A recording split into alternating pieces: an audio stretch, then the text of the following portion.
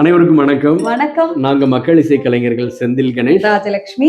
நம்ம திருச்சி கலைக்காவிரி நுண்கலை கல்லூரியுடைய தமிழ்துறை பேராசிரியர், மரியாதைக்குரிய சொல்லேர் உழவர் ஐயா கி சதீஷ்குமார் ஐயா அவர்களும், மக்கள் இசை திலகம் செல்வன் ஆகாஷ் அவர்களும் இணைந்து பனங்காடையின் பாடல்கள் அப்படிங்கிற ஒரு அற்புதமான படைப்பை கொடுத்திருக்கிறாங்க. ஆமா, மிகச்சிறந்த பாடல்கள்லாம் அதுல இடம் பெற்றிருக்கு.